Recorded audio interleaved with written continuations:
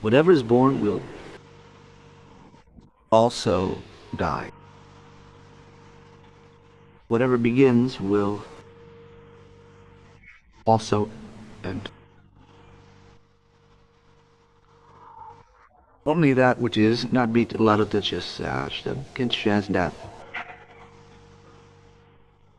And only that which is eternal can be infinite.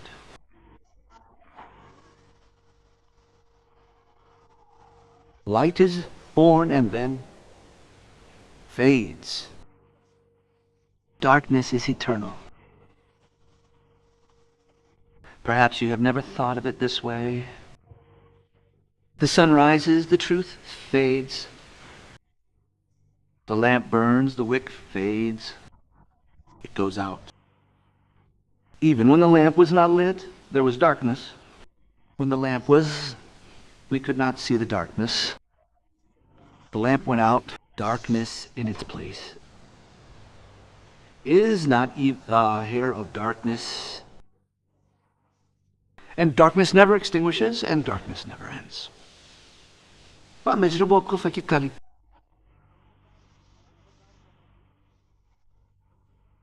Because darkness never begins, light has a beginning. Therefore, light ends. And it is even more interesting, we can create light. Therefore, we can also destroy light. We cannot create darkness. Therefore, we cannot destroy darkness. The power of darkness is infinite. The power of light is not infinite.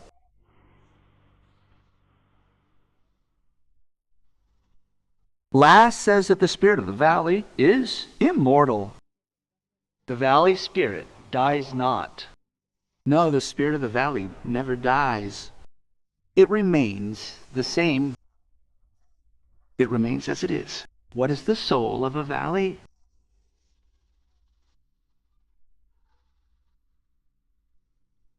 Wherever there are mountain peaks, there will also be a valley. But mountains are born and disappear. A valley neither arises nor disappears.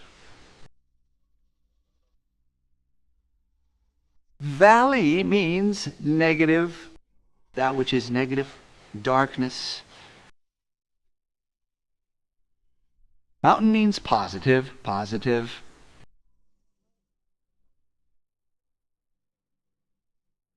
You understand it properly. What is a valley? Valley is the absence of something.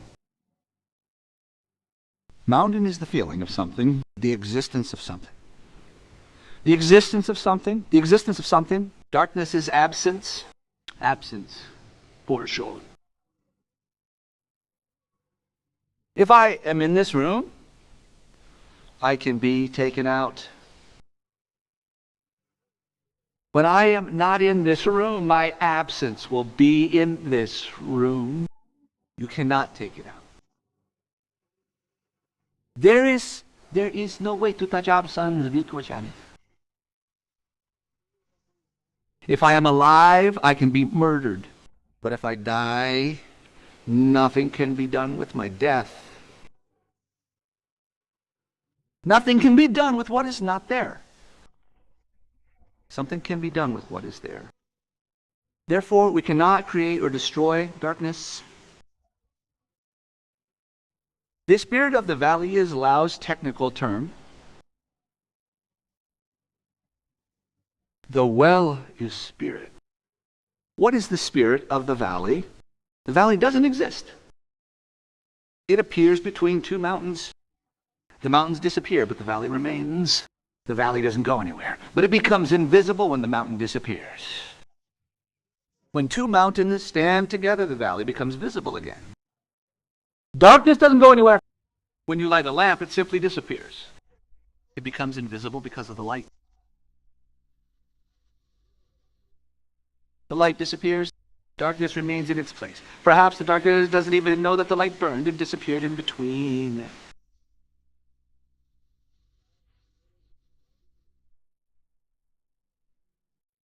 The entire Lao philosophy of Lao Tzu is based on the negative.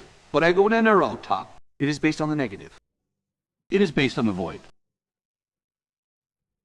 And that is why Lao Tzu called it the female mystery.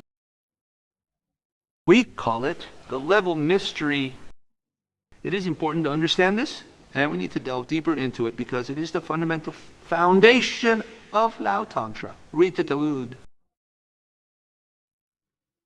What is the feminine mystery? The mystery of the valley.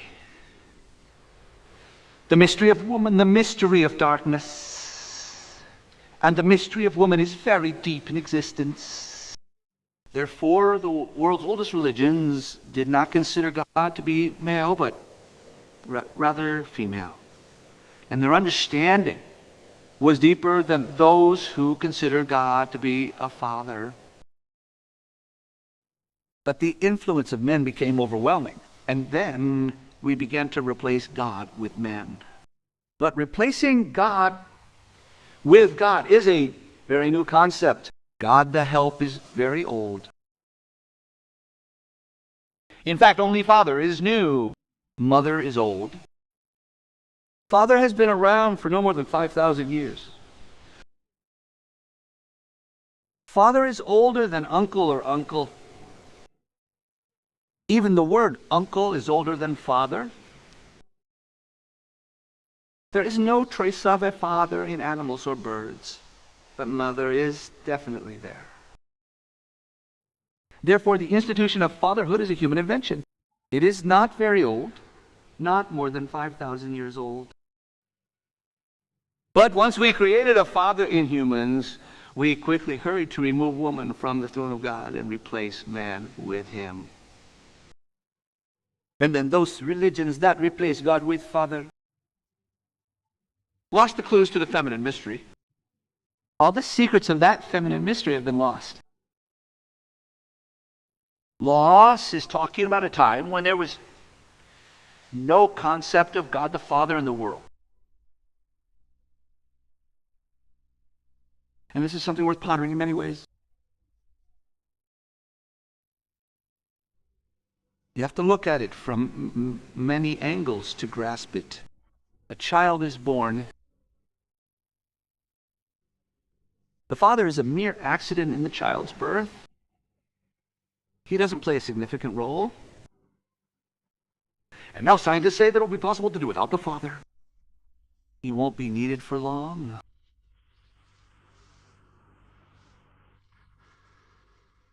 The father's role is negligible.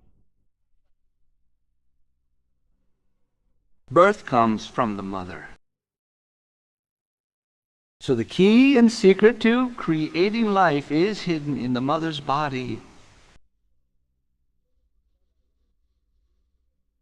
That key and secret are not hidden in the father's body. Therefore, the father can be rendered unnecessary at any time. Even an injection will do the job.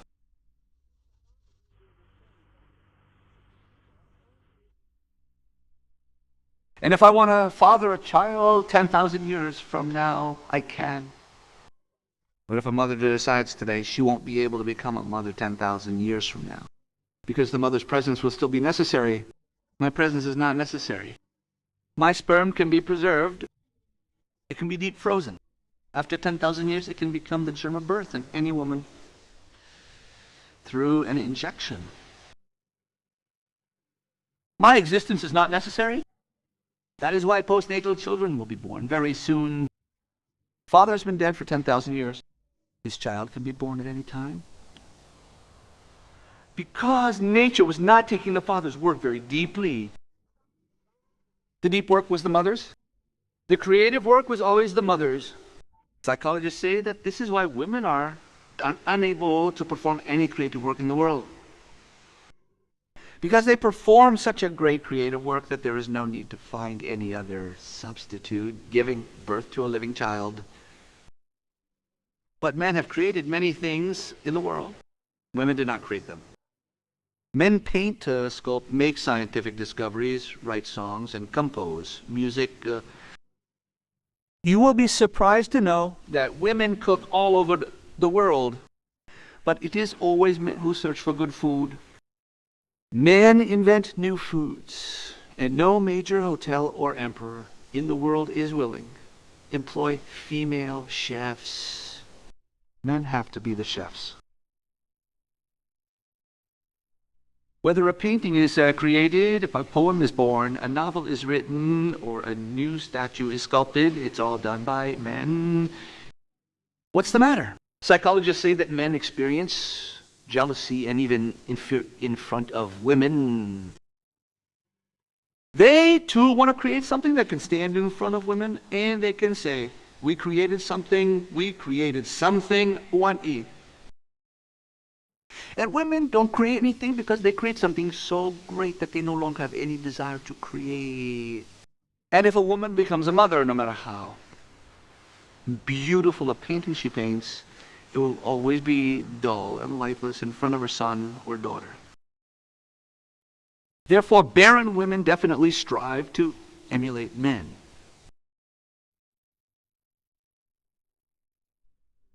They definitely compete with men to create something.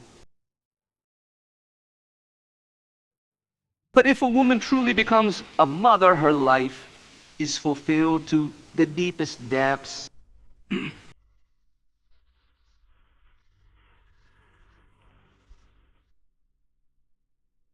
Nature has chosen women as the source of creation.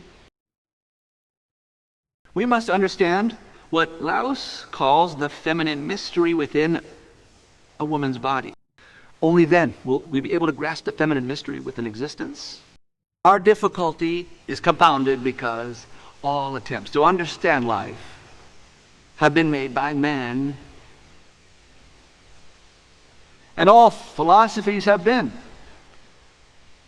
pretty by men. Not a single religion has ever been built around a female Tirthankara. All scriptures belong to men.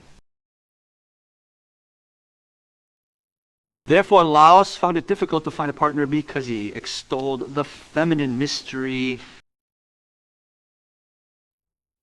Whatever a man thinks and does, he thinks from where he stands.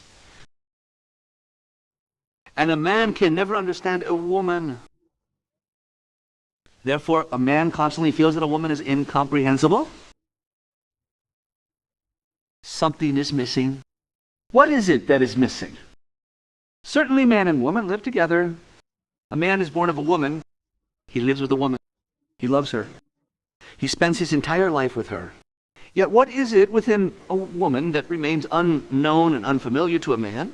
Laos calls this unknown and unfamiliar element the feminine mystery, the mystery of the valley, the mystery of darkness, the beauty of inhibition. What is there within a woman? Even if a woman falls in love, she doesn't attack. Even in love, she doesn't attack. Even in love, she waits. She gives you the opportunity to attack.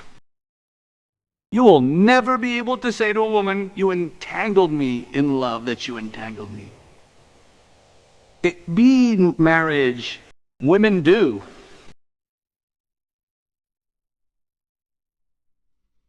But you will never be able to say to a woman, you entangled me in love, because they never take the initiative. They never take the initiative. That is their secret, to attract without any action, without any deed. To attract simply by being. What Krishna called in the Gita induction, inaction, is the secret of a woman. Even if she falls in love, there's no indication from her that she has fallen in love. Her presence draws you in. It draws you in. You are the first to say, I'm in love. A woman never tells anyone, I'm in love, I'm in love. She never takes the initiative, because initiative is aggressive, it's forward-looking, it's positive. When I tell someone, I love you, I've gone beyond myself. I've gone somewhere and invaded. I've started a trail passing. I'm entering someone else's territory. A woman never enters anyone's territory. Yet a woman is attractive. What is her secret? Certainly her attraction is inactive, not active. She calls, but there's no sound in that call. She extends her hands, but her hands are not visible. An invitation is extended, but there's no outline of the invitation. The man has to do the work. He has to take the step. He has to go. He has to pray. And yet the woman refuses and walks away. And whenever a woman quickly agrees to someone's love, then it should be understood that she, too, has no idea of the secret of femininity. Because the moment a woman agrees, she becomes meaningless. Her denial, her refusal to go on denying is the secret of her infinite bliss. But her no is something a man can never say. Because when a man says no, he says no, it means no. And when a woman says no, it means yes. If a woman has to say no, she won't even say no, because even that much is too much.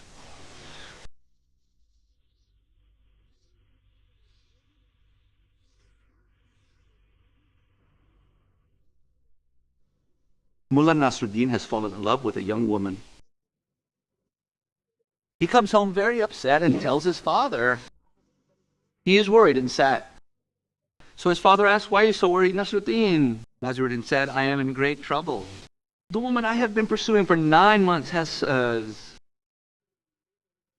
broken off everything today." His father said, "Don't understand. When a woman says no, it means no." Nasruddin said, "I know that too," but she said no. She said, "You dog." No, she didn't say it at all. If she had said no, I could have pursued it for 9 more years.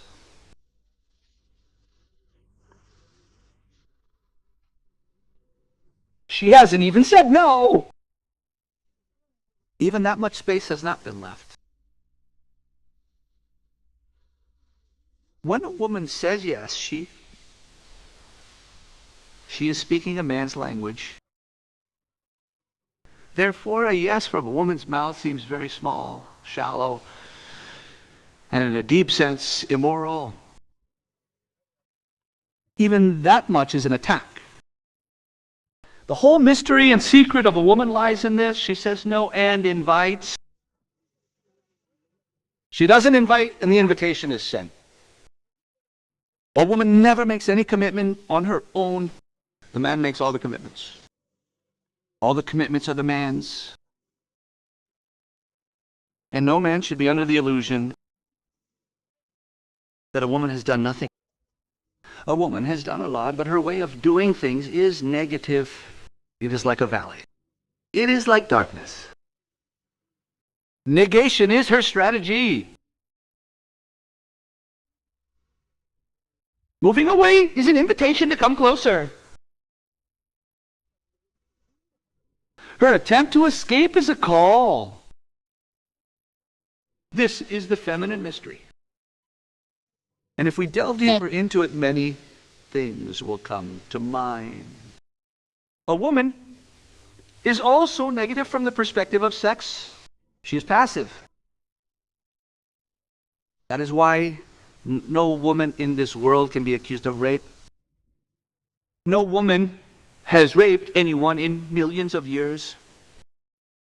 Rape is impossible in a woman's personality. A man can rape. He does. And in 90 out of 100 cases, whatever a man does is rape. 90 out of 100 cases. Not those that are caught in court. Even in the relationship a husband forms with his wife, rape occurs in 90% of cases. Because the woman is silent, Her silence can be interpreted as a yes. And the system we have created in society has bound her duty to her husband.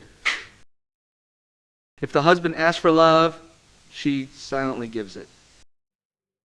But if she lacks love at that moment, then her love would be rape.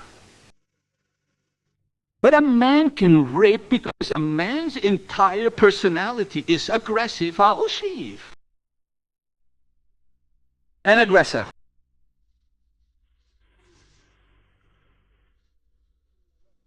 A woman's personality is a receptive recipient.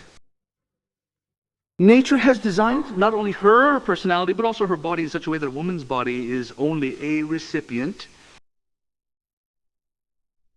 A man's body is aggressive.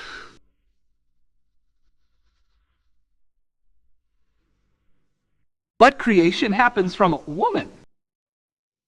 Birth happens from a woman. The man attacks him unless, which is completely coincidental, without which he can function. And the woman is born who is merely a consumer. Scientists say that whenever birth occurs, the seed sprouts in darkness. So bring it from the darkness of the earth into light. And the seed stops sprouting. A person is born in the darkness of the mother's womb in absolute darkness. Bring it into light, and birth becomes death. Whatever is born in life, the thread of mystery always exists in darkness, hidden and in a hidden world. The secret can only be that which is not aggressive.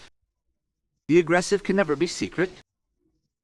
That is why a man's personality has a lot of surface and no depth. A woman's personality has very little surface and much depth. And this is why a man tires quickly and a woman does not. I mean, aggression would tire. That is why men cannot be prostitutes. Because no man can be a prostitute. One sexual intercourse would tire him. A woman can be a prostitute because even 50 sexual intercourses cannot tire her. She is merely receptive. She does nothing. Therefore, a unique phenomenon occurred. Men could not become prostitutes. Women could become prostitutes. Men could be rapists, but women could not. Men could be thugs. Women could not become thugs. But women could become prostitutes. Men could not become prostitutes. And the whole reason is that a man's entire personality is aggressive. Anyone who attacks will tire. You will be surprised to know that when children are born, 116 boys are born compared to 100 girls. Nature maintains balance because men are weak. We don't think that men are very powerful. That is just a man's perception. Men are weak, so 116 boys have to be born and 100 girls, because by the age of 4 times the 16 boys die and the ratio of boys and girls becomes equal.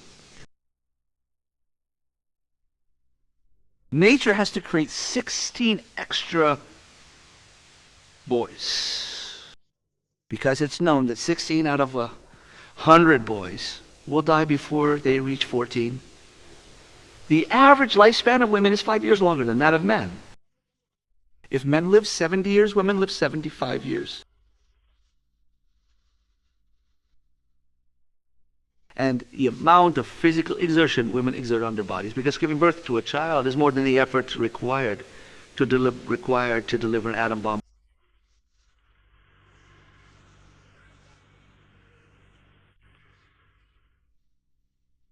A woman can give birth to 20 children and still live 5 years longer than a man. Women get sick less often, and the diseases women suffer are not inherent to women, but because of the problems of the society men have created. Women get sick less often, yet even among those who do get sick, about 70% of the causes are the systems men have created, not women. Because the entire system is male-dominated. And men manage the system in their own way. Women have to adjust to it. That is the cause of their illness. Hysteria is the result of women adjusting to a male-dominated society. If there were a society of women and men had to adjust to it, the hysteria would be 5 times more. Almost all men would go mad. It's women's resistance, their resistance, they haven't all gone mad. Yet you see women angry, jealous, and constantly creating trouble 24 hours a day. The whole reason for this is that society doesn't allow them to be what they were born to be and tries to force them into something else. This turns their creative power into destruction, into perversion. And men have oppressed and tortured women so much, so people generally think, Pierce, the women also believe that women were weak, and that's why men oppressed them so much. I want to tell you that those who know something else. They know that women were so powerful that if they hadn't been suppressed, they would have suppressed men long. They need to be suppressed from childhood. They can prove dangerous psychics. The real reason women are suppressed all over the world is that they can be so powerful. If left unchecked, men will be in great trouble. Therefore, it is necessary to restrict them from all sides, and to restrict them from childhood. And their restriction is almost like the way we used to make women in China wear iron shoes. Then their feet couldn't grow. Then these women couldn't run, couldn't walk properly. The truth is, they always needed the support of a man's shoulder. And then men would tell them that being delicate and fragile was of a value made, because only when a woman is delicate can she be controlled, or can she be controlled. Women can prove to be stronger than men if they are allowed to fully develop, because nature has it given them the power to procreate, and the power to procreate always lies with the more powerful. Otherwise, it would be impossible to pull the womb. He tells Lao to understand this profound secret, to understand the spirit of the valley. He tells Lao to understand this profound secret. This spirit of the valley never tires. It never dies. This prohibition, this art of doing by not doing,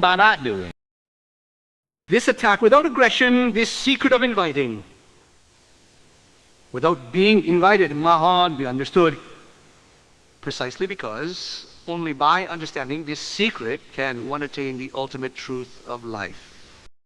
We, like men, can never attain the ultimate truth, because the ultimate truth cannot be attacked. We will not take over God's abode with guns and swords. God can only be attained by those who have understood this profound secret. Those who have surrendered themselves so much, let go so much, that God can enter them. Just as a woman surrenders herself in love with a man. She does nothing, she simply surrenders. And the man is able to enter her.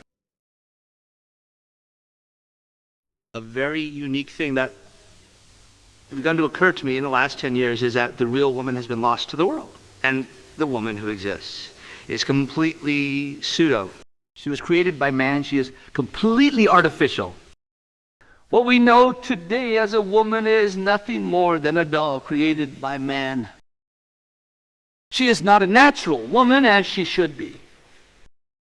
Currently, a small scientific experiment is underway in the West, trying to see if this is possible. Tantra has worked on this long ago, some 2,000 years ago, and has demonstrated that it is possible. In sexual intercourse between a man and a woman, the man is active. If the man is unable to be active, intercourse is impossible. If the man becomes a weak, old, or he is reproductive, Organs become weak. Intercourse is impossible. But in the last 10 years, some profound experiments have been conducted in the West, which show that even if the man's genitals become completely flaccid and weak, there is no need to worry. It is no need to worry. If a woman loves a man, then simply by reaching the woman's genitals silently draw the man's genitals into her. The man doesn't even need to enter. If a woman's love is intense, it draws her body in like air into an empty space. This is a surprising fact. And if it doesn't, the only reason is that the woman doesn't love the man, so her body doesn't attract him. And therefore, whatever the man is doing is rape. What is leme is rape. If a woman loves, she will draw him in. Her entire biological system is such that it will draw the man into her. Says, this is a woman's secret. She can do anything without doing anything. If a man wants to do without doing anything, he will have to do it with. The secret of religion is also feminine. If someone goes to find God, they will never find him. And if someone simply opens a door of their heart and pauses, God enters right here and now. Someone may search far and wide. Someone may travel to infinity. Someone may wander for lifetimes. But they still won't find God. The secret to finding God is to become receptive, not aggressive. We must leave ourselves open. We must simply agree that if he comes, our doors will not be closed. Our love should be just such that it comes a passive awaiting, a passive waiting. A woman can wait for her lover for lifetimes, but a man cannot. A man does not know how to wait. The structure of a man's mind does not allow waiting. He wants everything right now. And this instant coffee, even instant sex, that is why men invented marriage, because instant sex is not possible without marriage.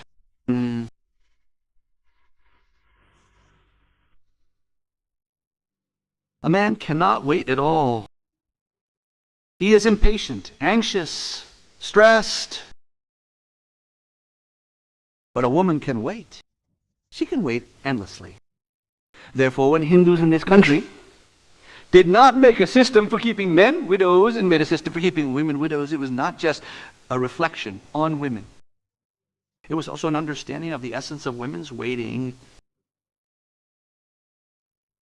A woman can wait for her lover for an entire lifetime until the next. This can be trusted, but a man cannot be trusted. Therefore, if India allowed women to remain widows and did not make it for men, it was not just because the system favored men. As far as I understand, this was a grave insult to the man. It was the deepest respect for the woman because it communicated that we can trust a woman, that she can wait. But a man cannot be trusted. A man cannot be trusted. Therefore, there was no insistence on keeping a widower. Whether someone wants to stay is his choice. But there was insistence on a woman. And this insistence was because only by waiting for her will her true essence be revealed. The more opportunities has to wait passively, the deeper her inner depths become, and her inner secrets become sweeter and more fragrant. I have sometimes read a very surprising thing. It never occurred to me what the point would be.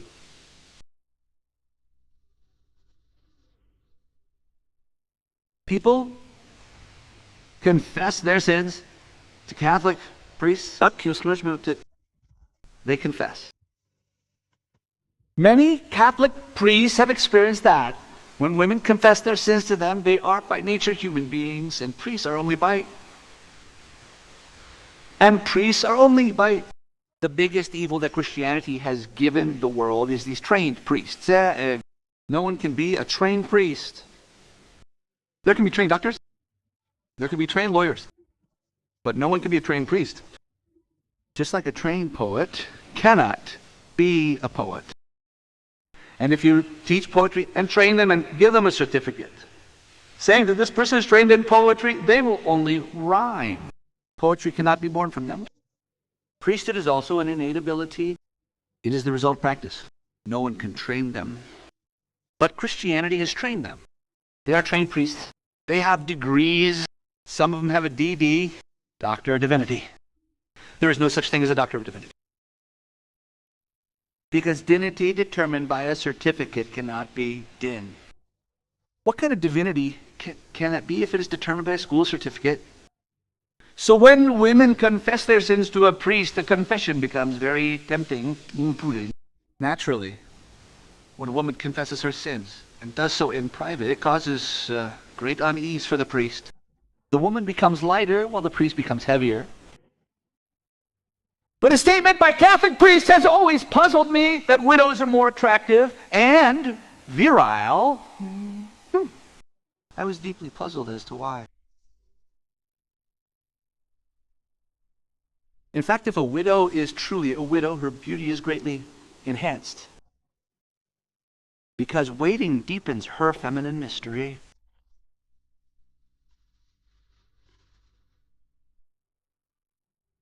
The mystery of a virgin is that of waiting. That is why the wise nations of the world decided to marry only virgins. Because the truth is, marrying a woman who is not virgin means you will never get the chance to know the mystery of a woman. That mystery has already been shattered. The woman has become shallow. She hasn't waited long enough to allow the football mysterious flower within her ridiculous up. Therefore, societies that emphasized women's celibacy in marriage didn't care much about men's celibacy. The reason is that a man's celibacy doesn't matter,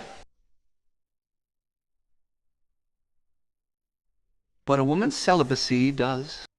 There's a beauty in a virgin that is lost after marriage. That beauty is reborn when she begins to conceive, because now she stands at the threshold of another great mystery and another great wait.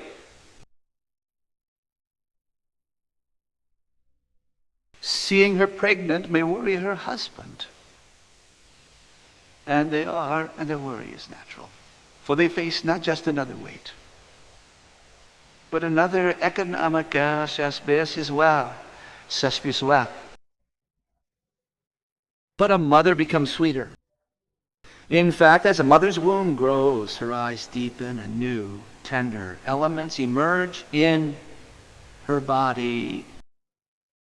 The beauty of a pregnant woman becomes far greater than her feminine mystery.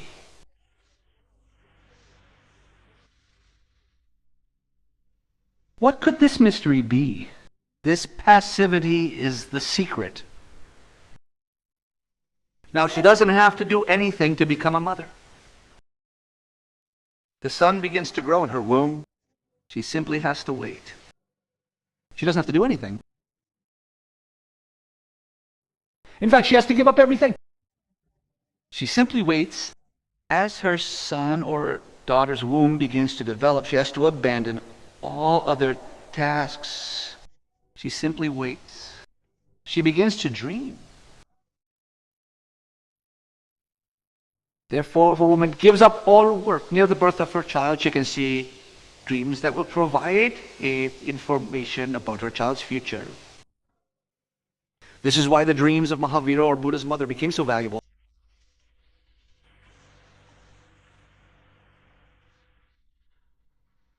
It is said of Maha For Buddha, that when they were born, their mothers dreamed Nakwaka. These dreams appeared before them daily. In those dreams, the entire outline of Buddha's or Mahavira's life was revealed. If a mother is truly a mother and is in complete passive connection with the soul that is about to be born in the future, she can write her child's horoscope herself. There is no need to show it to any priest or pandit. And for a mother whose horoscope cannot be written, no priest or pandit can write it. Because you never feel such a closeness, such a oneness with anyone else. Not even with your husband. A wife feels so close to her son. Nah. The son is an extension of her, an extension of her. But to become a mother, you don't have to do anything. To become a father, you have to do a lot. To become a mother, you don't have to do anything. To become a mother, you just have to wait in silence. In this silent waiting, two things are born, a son and a mother. Son. Therefore, the countries of the East who understood the feminine mystery have given the ultimate respect to women, not to a mother, but to a wife.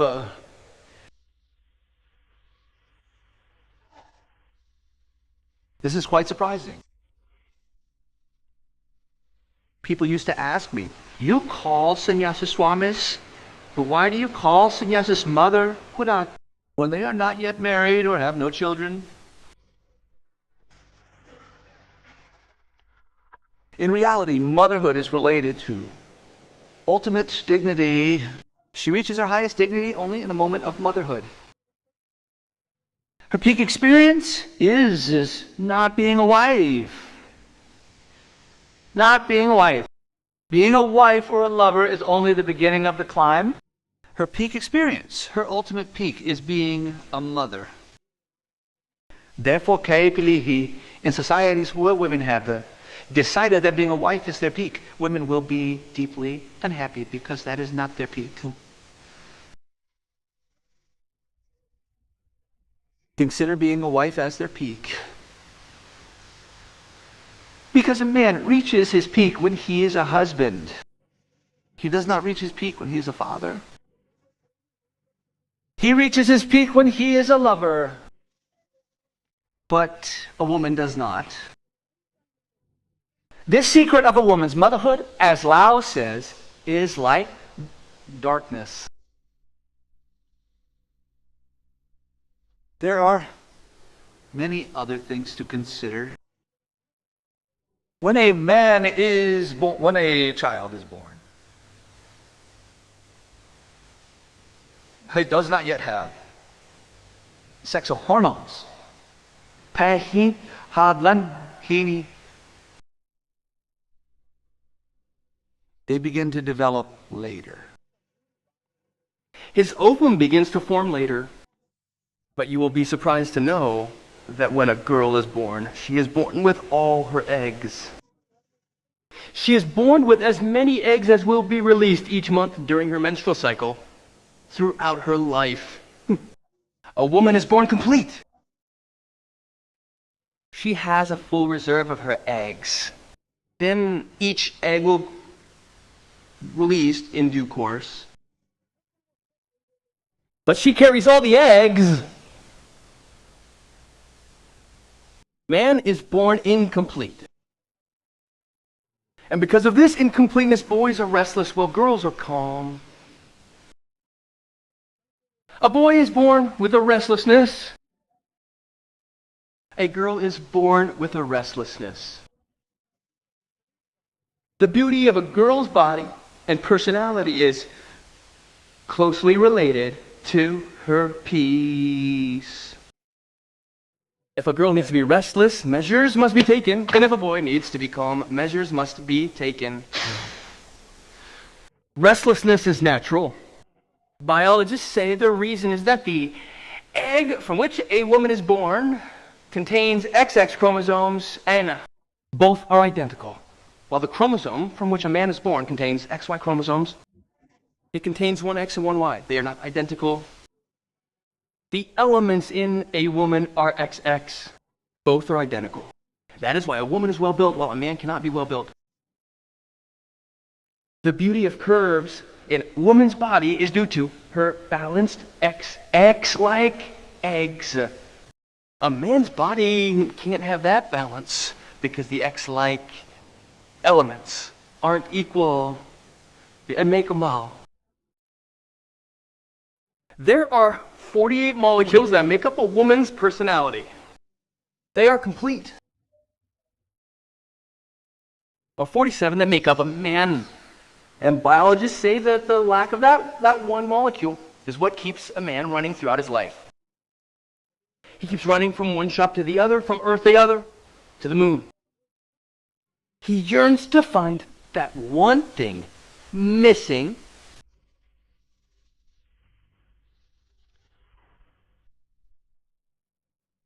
This balanced, calm, waiting personality of a woman.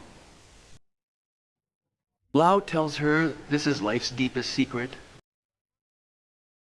God exists in a feminine way, not in a masculine way. Yeah. That's why we can't see God. We can't even grasp him. He exists, of course, but his presence is like a lack of a strand.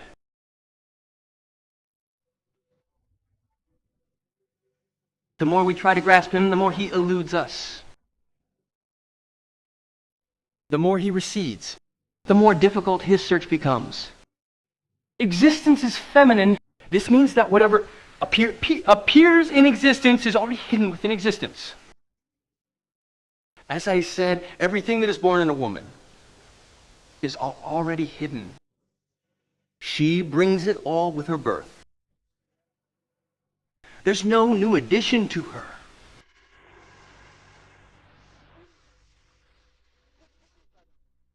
She's born complete. There's growth, but no addition. There's development, but nothing new is added. This is why she lives a life of profound contentment. The contentment of women is astonishing. Otherwise, they couldn't have been enslaved for so long. Their contentment is astonishing. Even in slavery, it settles down. It settles down no matter what the situation. This contentment can be created in them with great difficulty. It's very difficult. And it can only be created when some biological problem arises within them. As it seems in the West, a problem has arisen. So restlessness can be created in them. And the day a woman becomes restless, it's very difficult to bring her to peace because it's completely unnatural for her to be restless. Therefore, a woman doesn't become restless, she simply goes mad. Or you might be surprised to know that a woman either becomes calm or goes mad. It doesn't stop. In the middle, there are no gradations. A man is neither so calm nor so mad, he possesses many degrees in between. He fluctuates between degrees of unrest. Even in the greatest unrest, he doesn't go mad. And even in the greatest peace, he doesn't become completely calm. Nietzsche has said something very thoughtful. He said that, as far as I understand, a person like Buddha must have had more feminine elements.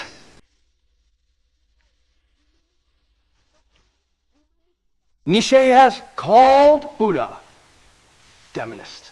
And I believe there's deep insight in this. The truth is that when a man becomes completely calm, he becomes feminine. He will become so.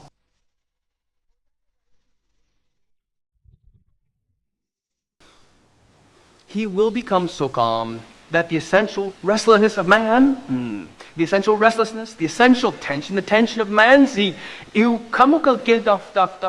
disappear.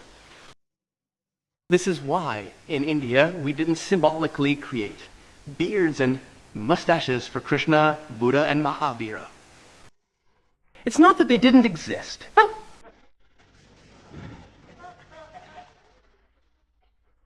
But we didn't create them because they ceased symbolic. They ceased to be symbolic. It doesn't reveal the inner Buddha. That's why it was removed. Only one statue of Buddha has a beard. That's why people call that statue a lie. That's not right, because no statue has a beard. One statue of Mahavira has a mustache. So people say some magician grew a mustache on him. So the entire temple is named Mushala Mahavira. Mahavira with a mustache. Because Mahavira didn't have a mustache.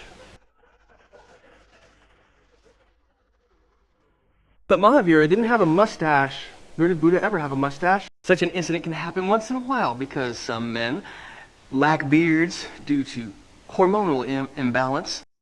But it's a bit difficult for the Jains to have 24 Tirthankaras without a beard. Such a coincidence is...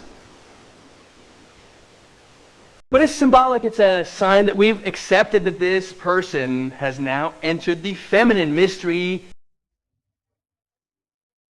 Remember, when I say feminine mystery, no one should think I'm referring to women. A woman can exist without entering the feminine mystery, and a man can enter it. The feminine mystery is a key to life. Law says the female mystery, and we name it that way. The reason for this is because it feels meaningful. We can't give that mystery a masculine name because that mystery is supremely silent. It's so quiet that even its presence is unnoticeable. Because even its presence is only known when someone reports it. Therefore, the true press isn't one that keeps its lover informed of its presence 24 hours a day. People, if the husband has come home, the wife tries 1,000 tricks. They should start clanging loudly with her hands. With her hands says that she's there. Remember this. I'm around here. The husband also tries every trick in the book to make sure you're not there, spreading out the newspaper, which he's already read 10 times, and then starts reading again. That newspaper is the wall. No matter how many utensils you bang, no matter how much noise you make, beat your children, make a commotion, play the radio loudly, they won't listen. We read the newspaper. But the press is truly the one that this woman, having discovered the secrets of femininity, won't even let her lover know about. One. I'll tell you about a truly remarkable incident. Vachaspati Mishra got married. His father insisted. Vachaspati couldn't understand anything, so he agreed. He thought that whatever his father said was right. Vachaspati was engrossed in the search for God. He couldn't understand anything else. No matter what anyone said, he understood only God. His father asked Vachaspati, "Will you marry?" He said yes. He probably heard, "You will meet God." As it happens with all of us, if you tell someone who is in search of wealth, you will seek religion, they think they mean you will seek wealth. Virtue. We hear only what we search for within ourselves. Vachaspati, perhaps overhearing this, said yes. Then, as he was being led away on horseback, he asked, "Where are you taking me? Where are you taking me?" His father said, "You fool, you said yes. We're going to get married." He didn't think it was right to say no, because once he had said yes, and without knowing, it must be God's will, he got married and returned. But his wife came home, and Vachaspati was oblivious. What could he have done? He hadn't married, nor had he said yes. He continued with his work. He was writing a commentary on the Brahma Sutras. It took 12 years. For 12 years, his wife lit a lamp every evening. Every morning, she would place a flower at his feet. Every afternoon, she would slide his plate over. After he finished eating, she would quietly take the plate away from behind. For 12 years, Vachaspati had no idea his wife was there. His wife didn't try to find out, but instead tried every means to prevent it from accidentally hampering his work. 12 years later, on the night of the full moon, Vachaspati's work was completed at midnight, and he was about to get up. His wife lifted the lamp to guide him to his bed.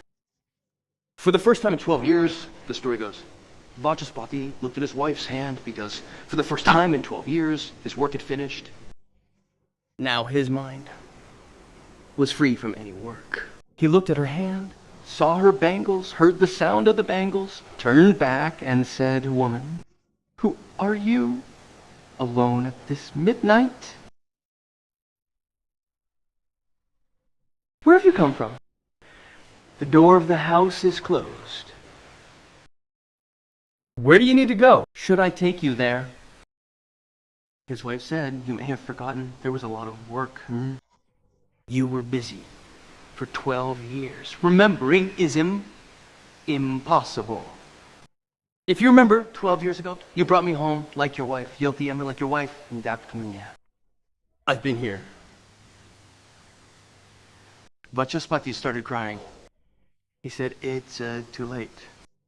I vowed to leave home the day this book is finished. So it's time for me to go. I'm getting bored.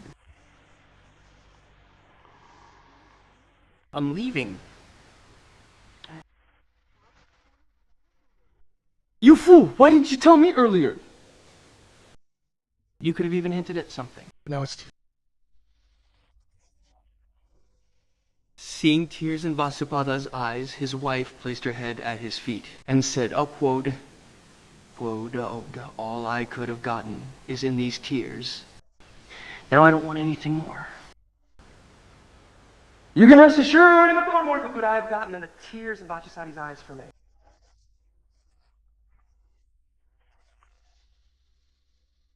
Vachaspati named his commentary on the Brahma Sutras Bhamati.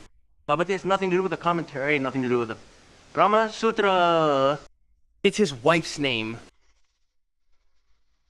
Having said that, I can't do anything more for you now. But even if people forget me, they won't forget you, so I'm naming my book Bhamati. Many people have forgotten Vachaspati. It's hard to forget Bhamati. People read Bhamati. It's a wonderful commentary on the Brahma Sutras. There's no other commentary like it. But it's named Bhamati. This woman possesses a feminine mystique. And I believe that in that moment she must have found Vachaspati to a degree no woman could have found in any man, even after trying for 1,000 years. No woman can ever find a man the way Vachaspati won with her heart in that moment, because the feminine mystique is the mystery of absence, nous of absence. What touched Vachaspati's soul? For 12 years, that woman didn't even let him know I was there, whole and neat. She kept lighting the lamp every day and serving him food. Vachaspati said, "So it was you who took the plate away every day? And who was the flower that left every morning? And it was you who lit the lamp every day? But I couldn't see your hand." Bhamati replied, "If I had seen my hand, it would have proved my love was lacking. I can wait." So it's not necessary that a woman can attain the feminine mystery. Lao Tzu gave it this name because it is suggestive and understandable. It can also be a man. In reality, only those who attain this kind of prayerful waiting can achieve identification with existence.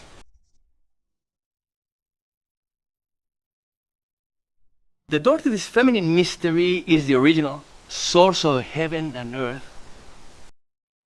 Whether it's the birth of matter or consciousness or earth or heaven, everything is born from the mystery hidden deep within this existence. That's why I said those who saw God as a mother, or as Durga or Amba, Arawa, have a deeper understanding than those who saw God as a father, Parawa. If God exists anywhere, it must be in a woman. Because men don't have the capacity to give birth to such a vast universe. The one from whom such vast moons and stars are born must possess pride. This is impossible without a womb. Therefore, especially the Jewish traditions, the living traditions, Judaism, Christianity, and Islam are all extensions of living traditions. They gave the world a profoundly false notion. The notion of God the Father is very dangerous. It satisfies the mind of man, because he finds himself revered as God. But that has no connection to the truth of life. More appropriate is the concept of a universal mother. But that can only come to mind when you understand the feminine mystery, understand the law. Otherwise, it will be impossible to understand. Have you ever seen the statue of Kali? She is a mother and a fierce mother, and she holds a skull in her hand, a human skull. Her eyes are a sea of the mother element, and below, she stands on someone's chest, someone crushed beneath her feet. Because what is creative will also be destructive, and the other part of creativity is destruction. So it was people of great ingenuity who thought of this. People with great imagination who saw possibilities. They have depicted a mother standing. Below, a corpse stands on her chest. A skull in her hand. It is a dead human skull. The lead drips from it. A garland of skulls hangs around her neck like the mother's eyes, and her heart, from which milk flows. In reality, where creation originates, destruction also occurs. The circle is complete. Therefore, a mother can give birth, but if a mother becomes fierce, she can also cause death. And if a woman becomes fierce, she becomes very dangerous. She possesses immense power. The power is the same. Whether she becomes creation or destruction, the power is the same whether she creates or destroys. Those who conceived of both creation and destruction together with the concept of a mother, their imagination is far-reaching yet profound and very close to the truth. It tells us that the original source of heaven and earth is the same. Everything is born from it. But remember, the original source is the same, absorbing everything. That ultimate source is also the same. It is completely unbroken. This feminine existence, this passive existence, this waiting, void existence never has any fragmentation. It is unbroken, continuous. In civil ice, there is no discontinuity. As I said, a lamp burns and goes out. Darkness is unbroken. Birth comes. Life is visible. Death is unbroken. Mountains continue to form and disappear. Valleys are still. Fragmented mountains, and if they are not mountains, they are visible. But their existence is unbroken. Unbroken. Completely unbroken. Its power is unbroken. No matter how much power is drawn from nothing, it never diminishes. It never ends. A man diminishes, a woman does not diminish. A man diminishes, a woman does not diminish.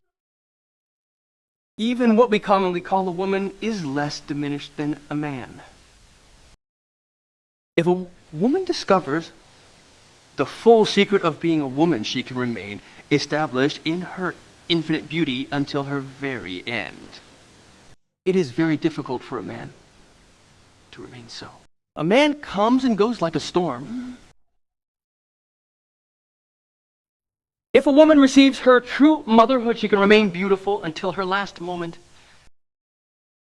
And even a man remains beautiful until the very end, only when he enters the feminine mystery. This happens occasionally, so let me share another symbol. We haven't created any pictures of Mama, Krishnada, or Mahara in old age. All the pictures are young. This is completely false because Mahabharata dies at the age of 80, Buddha dies at the age of 80, Ram also grows old, Krishna also grows old. But the pictures we have are young. We don't have any old pictures. Knowing this is symbolic. In reality, we believe that a person who has become so absorbed in existence will remain young and fresh forever.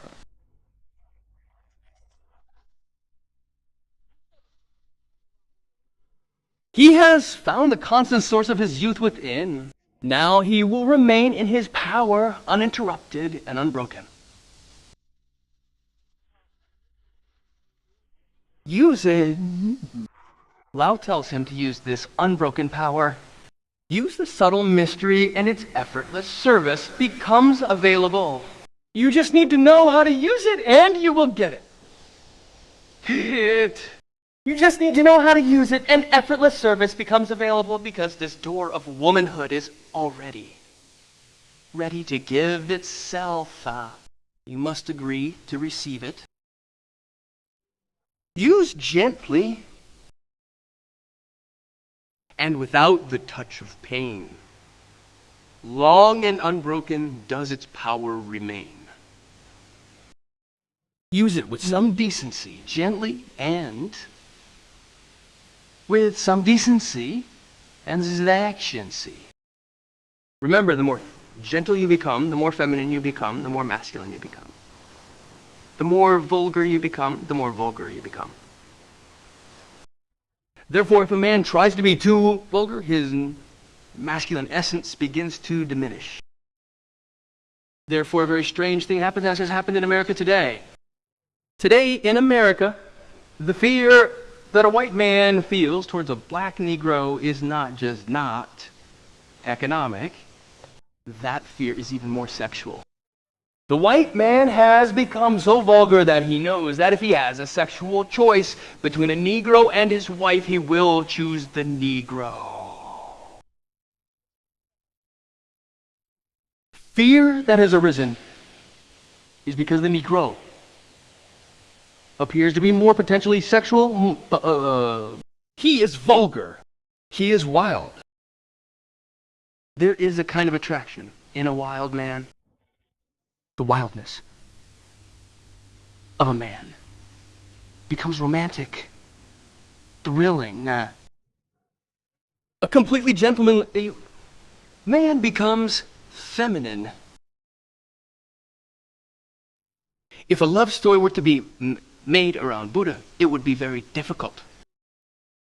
A very difficult one. A love story requires an uncouth hero. And the more uncouth a man, the more interesting he will appear.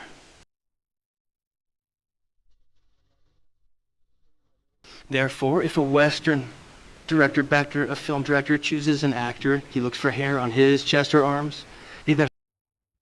When he looks at a woman, she should be hairless. If a man appears a little wild, a little raw, then there is a sexual attraction, a sensual attraction, a sensual attraction. A fear of Negroes has arisen. The fear is less economic and more psychological. As soon as a man becomes more gentle, the more settled he becomes, the more gentle he becomes. And the interesting thing is, the more gentle he becomes, the less sexual he becomes. The more gentle a man becomes, the less sexual he becomes. The more gentle a man becomes, the less sexual he becomes. And this diminished sexuality becomes a path leading him to the ultimate secret of life. He says to the last, used gently, if used in a gentle manner and without the touch of pain. Remember, this requires a little understanding. Whenever a man touches a woman, he wants many kinds of pain. Many kinds of pain, in fact, are a methodological example of male love. Akin to torturing a woman. If he loves her intensely, he will squeeze her hand harder. If the kiss is more loving, he will begin biting, digging in his nails. Ancient texts on Kamashastra highly praise nail biting. What man is he who does not dig his nails into his woman's body and draw blood? Nail biting is a sign of a lover.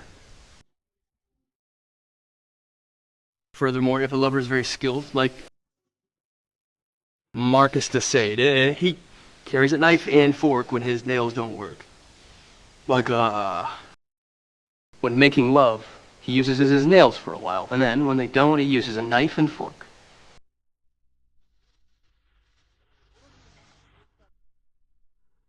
There is violence in a man's way of loving. Therefore, the more he falls in love, the more violent he becomes. There's a possibility that if a man falls completely in love, he could murder a woman.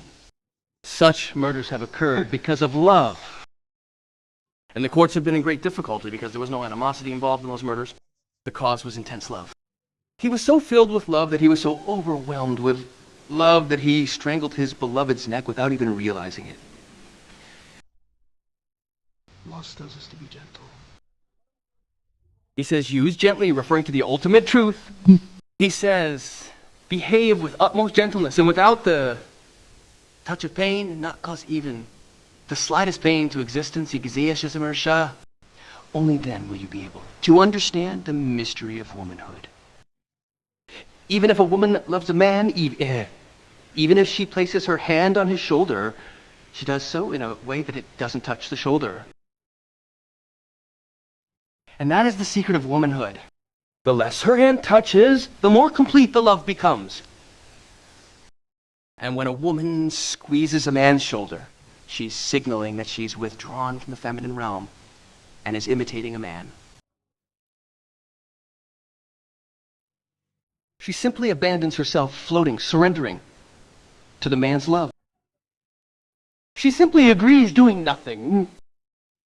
She doesn't even touch the man so forcefully that even a touch wouldn't be indecent. But right now there's a commotion in the West. Right now, intelligent women in the West, if they can be called intelligent at all, are saying that women should be just as aggressive as men. Women should love just as men do. Just as aggressive? Sure, by being that aggressive, they will become like men, but they will dig out that feminine mistake. The Lao I'm talking about is more intelligent than the Lao. And the Lao wisdom is a very transcendent wisdom. That where wisdom beyond wisdom begins, where all wisdom.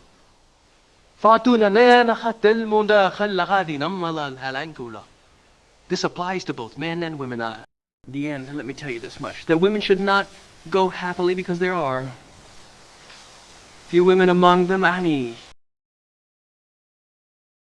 It is very difficult to be a woman. Being a woman is the ultimate experience. Men should not go worried because there is not much difference between them and women. Both have to travel. Understand this much, that we will become that much capable of knowing the truth.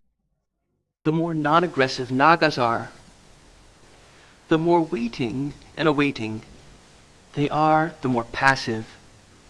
The money is like the soul of the valley. Like the peak of the mountain filled with ego which has no identity. Like the valley, humble like the valley, silent like a womb, waiting quietly in that passivity. In that ultimate passivity resides the unbroken and unbroken power. Everything is born from there, and everything gets absorbed in it.